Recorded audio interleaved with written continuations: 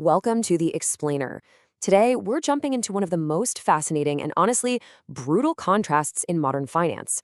On one hand, you've got the blinding, breakneck speed of crypto innovation, literally creating entirely new structures of digital assets overnight. And on the other hand, you have a retail trading landscape where everyday participants are just systematically separated from their money. It's a wild dynamic. So we're going to unpack this by looking at a highly controversial new asset and the hidden market structures that decide who actually walks away with the profits. Right out of the gate, I want you to look at this number, 97%. That is a massive, sobering reality to wrap your head around.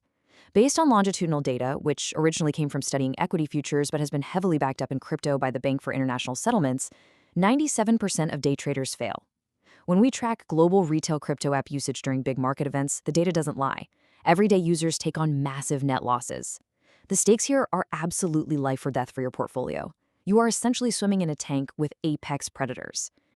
And let me tell you, those predators, they absolutely love a shiny new mathematical engine. Which brings us to the SATO token. Think about this. How does an asset with literally zero pre-mine, no team allocation, and absolutely zero marketing budget hit a $40 million market cap in just 96 hours? There was no traditional hype train here. It happened through pure, unadulterated code. Section 1. Inside the bonding curve. Let's look under the hood and break down exactly how this clinical code actually works to create that kind of explosive rise. The magic here is all in what's called a bonding curve. It's powered by a Uniswap v4 hook, which is essentially just a custom set of rules programmed right into the trading platform.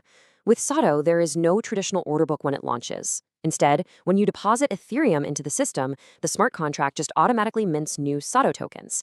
But here's the catch. Because of the bonding curve formula, as more ETH flows into the system, the price to mint the next batch of tokens programmatically goes up. And every single one of those tokens is backed by the actual ETH sitting in the system's reserve. And this sets up SATO's really unique two-phase life cycle. So in phase 1, the issuance phase, you're buying directly from the system curve. That continues until exactly 99% of the total supply is minted. Once it hits that 99% mark, boom, the system permanently stops minting. That's when we enter phase 2, the off-exchange phase. The curve transforms into a permanent on-chain buyback pool. You can sell your SATO back to the system for ETH, but, and this is a huge kicker, any token sold back is instantly burned. Poof, gone. It creates a permanent deflationary effect. Section 2, the rise of SATO and whale accumulation. Sounds like a totally fair, math-driven utopia, right? No pre-mine, just pure code. Well, let's see who's actually cashing in on this engine. Take a look at this extreme concentration of supply. The number one holder controls nearly 43% of the total SATO supply. The data shows that smart money whales, like the wallet runecrypto.eth, played these mechanics flawlessly. Back in early May 2026, runecrypto.eth dropped 34.7 ETH to scoop up massive bags of SATO during a localized dip, locking in hundreds of thousands of dollars in profit. And because they bought directly through the SATO bonding curve, they basically hid their true accumulation costs from all the standard retail data trackers. So sure, the math is impartial, but man, the capital advantage is just immense. Section 3. The retail trading trap. So if the whales are the ones accumulating and winning, who's losing? Let's pivot and talk about the sobering reality of why retail traders consistently end up as exit liquidity. You really have to picture the 2026 macro environment for a second. According to macro data models from places like Reddit, crypto social sentiment has just plummeted. The retail hype is cooling off big time, but the institutions, they aren't going anywhere. While retail attention wanders, the big players are systematically distributing their bags into whatever retail FOMO or panic is left. They aren't trading the social media hype, they are trading the underlying market structure itself. And this leads us to 7 specific structural traps that feed that 97% failure rate we talked about earlier. We're talking about relying on lagging indicators, engineered liquidity sweeps, directional deception, over-leveraging, psychological attrition, ignoring order flow, and just sheer information asymmetry. Retail traders keep taking strategies built for calm, regulated markets, and they try to use them in the 24/7, highly adversarial crypto arena, and they just get picked apart. Let's dive into trap number 1, Indicator fixation. Retail loves relying on lagging indicators like RSI and MACD, but here's the problem. They tell you what already happened.